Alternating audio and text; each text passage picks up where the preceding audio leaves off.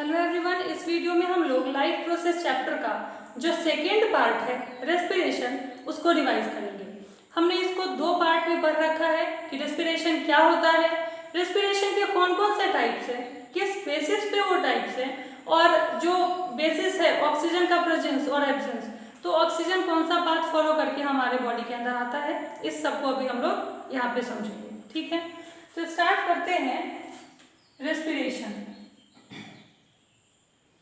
Respiration, that means simply breakdown of food to release energy.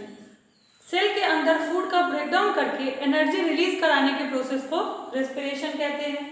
जैसे कि अगर ये सेल हो गया तो सेल के अंदर फूड आया और इस फूड को ब्रेकडाउन करने के लिए ऑक्सीजन आया, और ऑक्सीजन के प्रेजेंस में फूड का जब ब्रेकडाउन होता है तब एनर्जी रिलीज होती है, साथ में कार्बन डाइऑक्साइड एंड H2O। तो ये जो एनर्जी है ये ATP के फॉर्म में रिलीज होती है और इसको सेल के वेरियस मेटाबॉलिक एक्टिविटीज के लिए यूज कर लिया जाता है।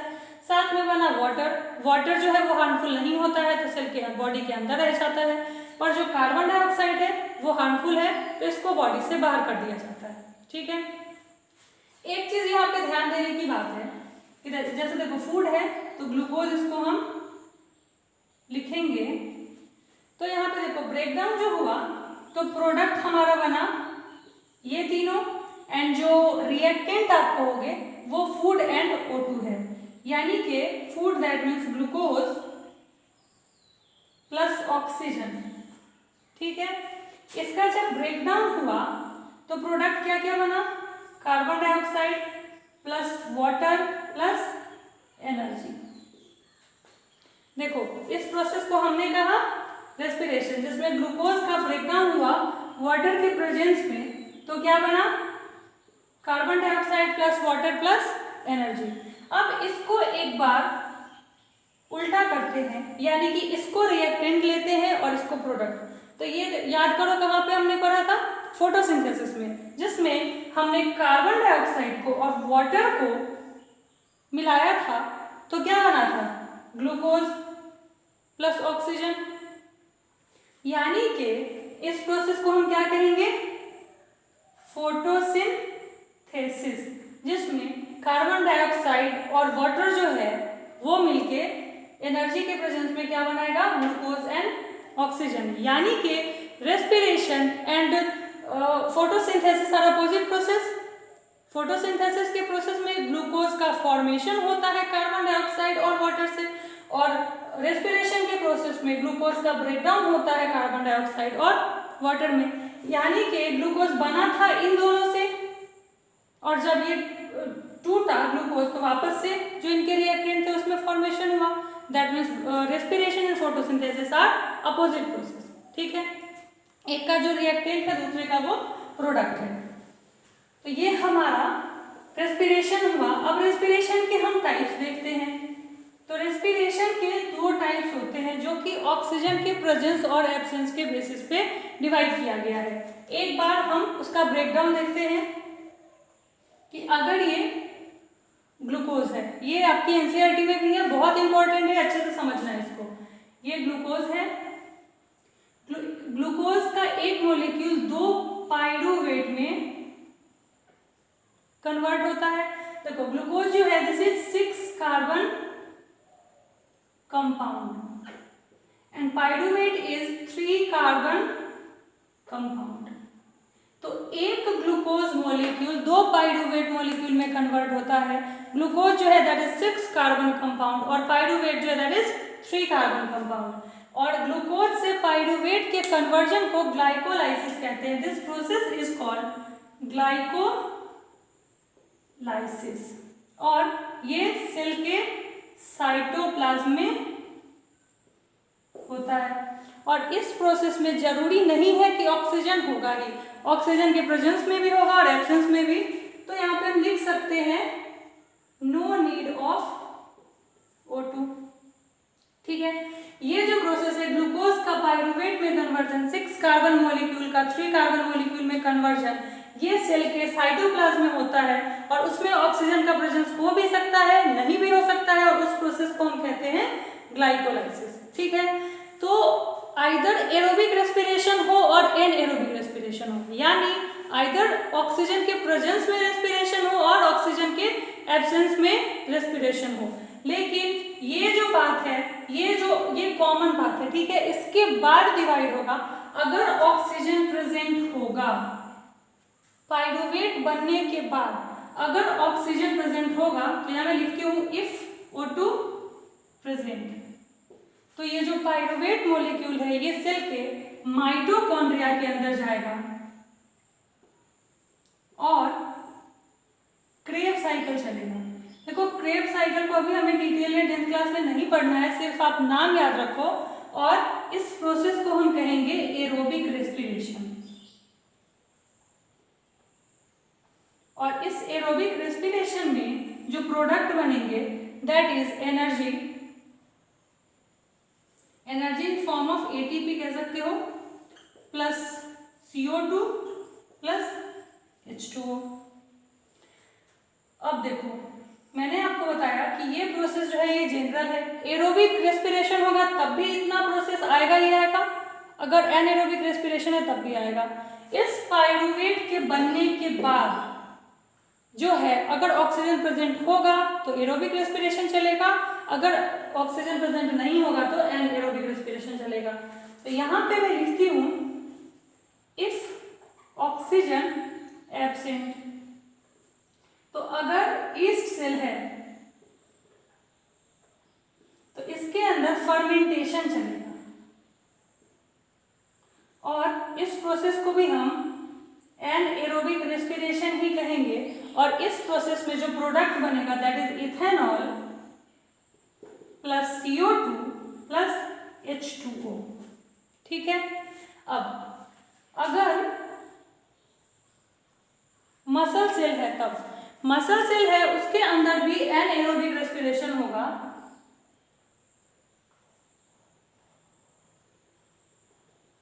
इन muscle cell if oxygen absent, तो मसल सेल के अंदर लैक्टिक एसिड और वाटर का फॉर्मेशन होगा। ठीक है, तो ये दो टाइप के रेस्पिरेशन हो गए ऑक्सीजन के प्रेजेंस और एब्सेंस के बेसिस पे। अगर ऑक्सीजन प्रेजेंट होगा तो ये जो पाइरुवेट मॉलिक्यूल है ये माइटोकॉन्ड्रिया के अंदर ले जाया जाएगा और माइटोकॉन्ड्रिया के अंदर क्रेब साइकिल चलेगी और तब एरोबिक रेस्पिरेशन कहा जाएगा और उसमें एनर्जी रिलीज होगी। बहुत ज़्यादा अमाउंट में एनर्जी रिलीज होती है, ऑलमोस्ट 36 ATP और 34 ATP, कहीं पे 34 लिखा होता है कहीं पे 36, तो 36 ATP हम लेके चलते हैं। अगर ऑक्सीजन प्रेजेंट नहीं होगा तो इस सेल के अंदर फर्मेंटेशन चलेगा, एनएरोबिक रेस्पिरेशन कहलाएगा और जो प्रोडक्ट है this is ethanol plus carbon dioxide plus water. और अगर मसल सेल है तो उसके अंदर लैक्टिक एसिड और वाटर का फॉर्मेशन होगा and this is also anaerobic respiration. तो ये जो एरोबिक रेस्पिरेशन है और जो एनएरोबिक रेस्पिरेशन है ये ऑक्सीजन के प्रेजेंस और एब्सेंस के बेसिस पे डिवाइड किया गया है। और ये वाला जो है step this is general step, aerobic में भी होगा और एनएरोबिक में भी होगा। तो इस बेसिस पे हम एरोबिक रेस्पिरेशन और एनएरोबिक रेस्पिरेशन का एक बार डिफरेंस देखते हैं कि एरोबिक रेस्पिरेशन के अंदर क्या होगा और एनएरोबिक रेस्पिरेशन के अंदर क्या होगा। Aerobic respiration and anaerobic respiration, तो aerobic respiration in presence of O2 और anaerobic respiration in absence of O2। Aerobic respiration जो है उसमें high amount of energy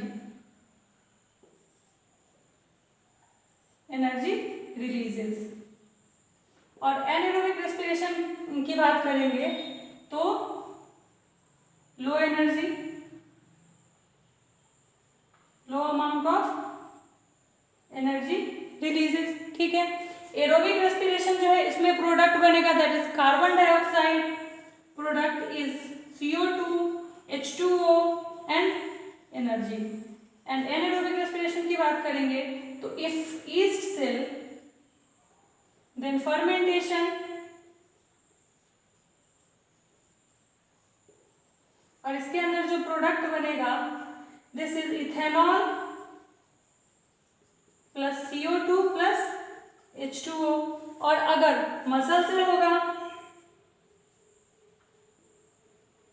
in muscle cell then lactic acid plus H2O। तो देखो ये जो है हमारा प्रोडक्ट है एरोबिक रेस्पिरेशन का और एनारोबिक रेस्पिरेशन का। तो हमने देखा कि ऑक्सीजन जो है वो बहुत मेजर रोल प्ले कर रहा है। अगर हम बात करेंगे नेट ATP प्रोडक्शन की, तो इसमें अगर 36 ATP बनता है तो इसमें 2 ATP नेट प्रोडक्शन जो है वो लगभग 2 ATP का, आपके बुक में लिखा हुआ मिल जाएगा कहीं कहीं पे कि जो ATP है वो एरोबिक रेस्पिरेशन में 36 है तो एनारोबिक में 2 ATP है। तो इतना बड़ा डिफरेंस, अगर ऑक्सीजन प्रेजेंट है तो हमें इतना एनर्जी मिलेगा और ऑक्सीजन नहीं है प्रेजेंट तो हमें इतना कम एनर्जी मिलेगा। तो दैट मीन्स ऑक्सीजन जो है वो बहुत ज़्यादा जरूरी है रेस्पिरेशन के प्रोसेस के लिए। तो ऑक्सीजन जो है सेल के अंदर कैसे आता है, कौन सा पाथ फॉलो करके आता है, वो हम एक बार देखते हैं। देखो आपने एक टर्म सुना होगा ब्रीदिंग। ब्रीदिंग बहुत ही कॉमन टर्म है जिसको हम नॉर्मली रेस्पिरेशन से रिलेट भी कर देते हैं। समटाइम्स हम रेस्पिरेशन और ब्रीदिंग को एक ही कह देते हैं, लेकिन देखो ब्रीदिंग एंड रेस्पिरेशन जो है they are totally different. Breathing means simply exchange of gases and respiration means हमने अभी देखा है कि breakdown of food to release energy. ठीक है, breathing that means exchange of CO2 and O2, carbon dioxide और ऑक्सीजन का जो एक्सचेंज होता है हमारे बॉडी में, this is called breathing. And respiration that means कि break down of food in presence of energy, sorry in presence of oxygen to release energy. तो oxygen के प्रेजेंस में ब्रेक डाउन होने पर बहुत ज़्यादा अमाउंट में एनर्जी रिलीज होती है। तो इसलिए जो ब्रीदिंग है जिसके थ्रू ऑक्सीजन हमारे सेल के अंदर आ रहा है और जो हमारा बाई प्रोडक्ट है कार्बन डाइऑक्साइड जो कि हार्मफुल था, मैंने आपको एक चीज पहले भी बना के बताया कि अगर ये सेल है इसके अंदर अगर फूड है एंड दिस इज ऑक्सीजन, तो ये ऑक्सीजन कौन सा पाथ फॉलो करके हमारे सेल के अंदर आया वो भी हम देखेंगे। और जो प्रोडक्ट बना energy plus H2O plus CO2, तो ये जो CO2 है ये बॉडी के लिए हार्मफुल होगा, तो इसको बॉडी से बाहर करना है और इसको बॉडी के अंदर लाना है ऑक्सीजन को। तो किस प्रोसेस से आएगा, ब्रीदिंग के प्रोसेस से आएगा। ठीक, तो वही अभी हम समझते हैं कि किस तरह से जो है वेरियस ऑर्गेनिज्म, जो एक्वेटिक ऑर्गेनिज्म है वो किस तरह से लेते हैं, जो टेरेस्ट्रियल ऑर्गेनिज्म है वो किस तरह से ऑक्सीजन लेते हैं और कार्बन डाइऑक्साइड को रिलीज करते हैं। ठीक, तो देखो सबसे पहले हम एक्वेटिक ऑर्गेनिज्म की बात करते हैं, यानी कि पानी में रहने वाले ऑर्गेनिज्म। तो पानी में रहने वाले जो ऑर्गेनिज्म होते हैं, जो एक्वेटिक ऑर्गेनिज्म होते हैं, वो वाटर बॉडी में जो डिसॉल्व्ड ऑक्सीजन होता है उसको ही यूज करते हैं। वाटर बॉडी में जो डिसॉल्व्ड ऑक्सीजन है they use dissolved oxygen in water bodies। Water bodies के अंदर जो डिसॉल्व्ड ऑक्सीजन है उसको ये एक्वेटिक ऑर्गेनिज्म जो है यूज करते हैं। तो वाटर के अंदर एटमॉस्फेयर के कंपैरिजन में बहुत कम अमाउंट में ऑक्सीजन रहता है, डिसॉल्व रहता है। तो ऑब्वियसली जो एक्वेटिक ऑर्गेनिज्म का ब्रीदिंग रेट क्या होगा, हायर, इसलिए ब्रीदिंग रेट जो है वो हायर होता है एक्वेटिक ऑर्गेनिज्म का, बिकॉज कि वाटर बॉडीज में ऑक्सीजन जो है बहुत कम अमाउंट में डिसॉल्व रहता है। वहीं पर अगर हम फिश की बात करेंगे तो फिश जो है वो माउथ के थ्रू वाटर लेती है, गिल्स के अंदर जो ऑक्सीजन है उसको एब्जॉर्ब किया जाता है और कार्बन डाइऑक्साइड को रिलीज किया जाता है। ठीक, तो ये एक्वेटिक ऑर्गेनिज्म की बात हो गई। लेकिन जो टेरेस्ट्रियल ऑर्गेनिज्म है, टेरेस्ट्रियल ऑर्गेनिज्म के अंदर जो ऑक्सीजन का इंटेक होता है और जो कार्बन डाइऑक्साइड को रिलीज किया जाता है उसके लिए एक प्रॉपर पूरा ऑर्गन होता है। तो जो सिंपल ऑर्गेनिज्म है वो तो डिफ्यूजन के प्रोसेस से ऑक्सीजन को ले लेंगे और कार्बन डाइऑक्साइड को रिलीज कर देंगे। लेकिन जो मल्टी सेलुलर और एडवांस ऑर्गेनिज्म है उनको क्या करना होगा, तो उनको एक प्रॉपर पूरा मैकेनिज्म के साथ एक पाथ फॉलो करके उनके बॉडी के अंदर ऑक्सीजन जो है वो जाएगा और कार्बन डाइऑक्साइड जो है वो रिलीज होगा। लेकिन सेल के पास आने के बाद डिफ्यूजन के प्रोसेस से ही ऑक्सीजन जो है वो सेल के अंदर आएगा और कार्बन डाइऑक्साइड जो है वो सेल से बाहर आएगा। इसलिए जो सरफेस होगा सेल का वो काफी थिन होगा और वो थिन होगा तो डिफ्यूजन के प्रोसेस से इजीली जो है वो गैसियस एक्सचेंज हो सकता है। लेकिन जो मल्टी सेलुलर ऑर्गेनिज्म है यानी ह्यूमंस की हम बात करेंगे, उनके अंदर किस तरह से ऑक्सीजन इनटेक होता है एक बार उसको देखते हैं।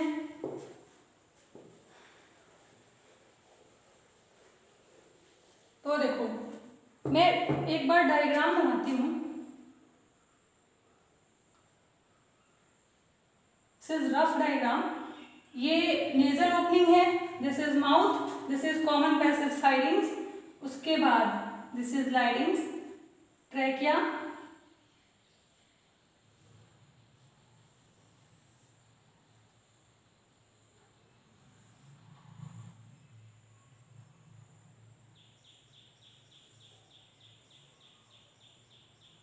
देखो इस तरह का कुछ स्ट्रक्चर होता है। लंग्स, हमारे बॉडी के अंदर लंग्स पेयर्ड होते हैं, 2 लंग्स होते हैं। तो और लंग्स के अंदर ही गैसियस एक्सचेंज हमारे बॉडी के अंदर किया जाता है। एक बार उस पार्ट को देखो किस तरह से होता है कि दिस इज नेजल ओपनिंग, जिसको कि आप नॉस्ट्रिल भी कह सकते हो। This passage is nasal passage, this is mouth और buccal cavity, this common passage is pharynx. देखो यहां आने के बाद जो हमारा फूड है वो पीछे की तरफ फूड पाइप में जाएगा।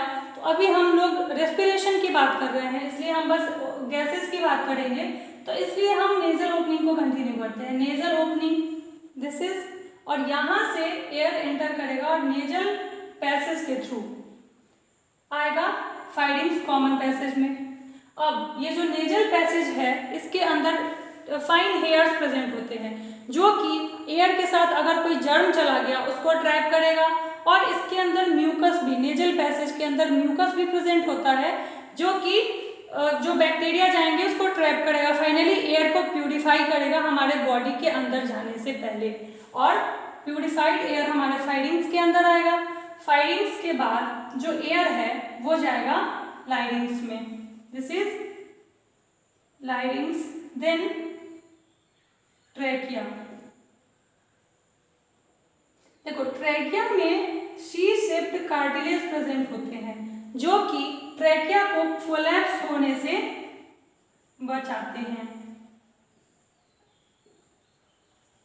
इसके बाद ट्रैकिया जो है वो 2 ब्रोंकाई में डिवाइड होगा। एक ब्रोंकाई ये हो गया और एक ब्रोंकाई जो है ये हो गया, दिस इज ब्रोंकाई। एंड ये जो ब्रोंकाई है ये बहुत सारे ब्रोंक्यूल्स में, ये सारे देखो लाइनिंग जो है ये बहुत सारे ब्रोंक्यूल्स में डिवाइड होगा। तो this is bronchioles, and bronchioles जो है वो एंड होंगे एल्वियोलर सैक पे। Alveolar sac that means air bag, इसको आप एयर बैग भी कह सकते हो।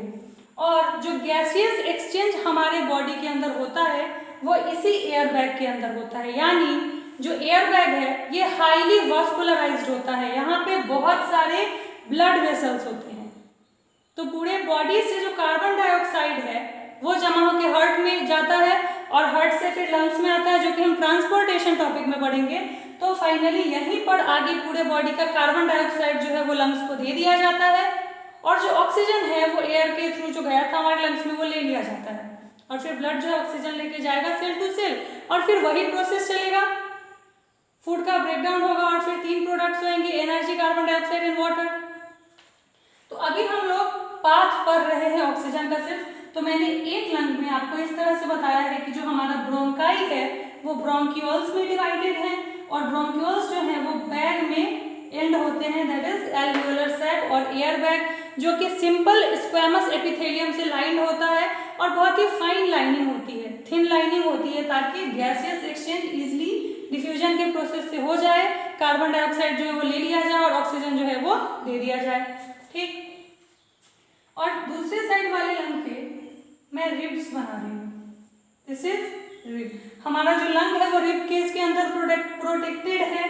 तो देखो ये जो है ये रिब्स बन गया और इस साइड हमने लंग्स के अंदर का जो पूरा पार्ट है वो शो किया है।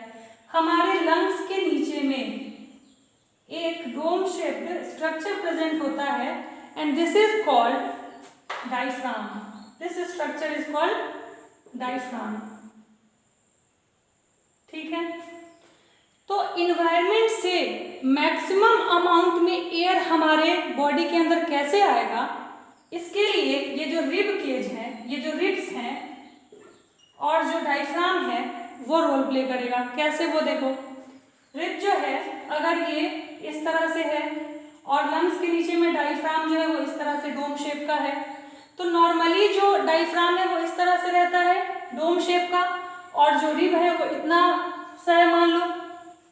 लेकिन जब लंग्स के अंदर ऑक्सीजन जाएगा, जब हम इनहेल करेंगे, उस टाइम ये जो डोम शेप्ड डायफ्राम है वो इस तरह का फ्लैट हो जाता है, जो इस तरह से था डोम शेप वो फ्लैट हो गया और जो रिब है वो आउटवर्ड आ जाता है, मतलब आगे की तरफ आ जाता है। तो देखो इतना सा सरफेस था, सरफेस एरिया और इतना बढ़ गया, तो इतने से एरिया में जो गैस आता और इतने से में आएगा, ऑब्वियसली जो डिफरेंस है कि इसमें कम आ रहा है इसमें ज़्यादा आएगा। तो जब हम इनहेल करते हैं तो जो डोम शेप डायफ्राम है वो फ्लैट हो जाता है और रिब्स जो है वो आउटवर्ड आ जाते हैं, तो सरफेस एरिया बढ़ता है और मैक्सिमम अमाउंट में गैस जो है वो हमारे एयर जो है वो हमारे लंग्स के अंदर आता है और वहाँ से गैसेस एक्सचेंज कर लिया जाता है और फिर कार्बन डाइऑक्साइड जो है इसी प्रोसेस से, डिफ्यूजन के प्रोसेस से हमारे लंग्स के अंदर आएगा। अब जब ऑक्सीजन ब्लड में चला गया तो ट्रांसपोर्टेशन में हम देखेंगे ऑक्सीजन किस तरह से हमारे ईच एंड एवरी सेल तक पहुंचाया जाता है और जो कार्बन डाइऑक्साइड है अगेन हमारे एल्वियोलर सैक से ब्रोंक्यूल्स में आएगा, ये जो लाइनिंग है फाइन लाइनिंग, और ब्रोंक्यूल्स से आएगा ब्रोंकाई में, ब्रोंकाई से ट्रैकिया में, देन लाइडिंग्स, देन फाइडिंग्स और फाइनली इस पाथ के थ्रू ही बाहर कर दिया जाता है।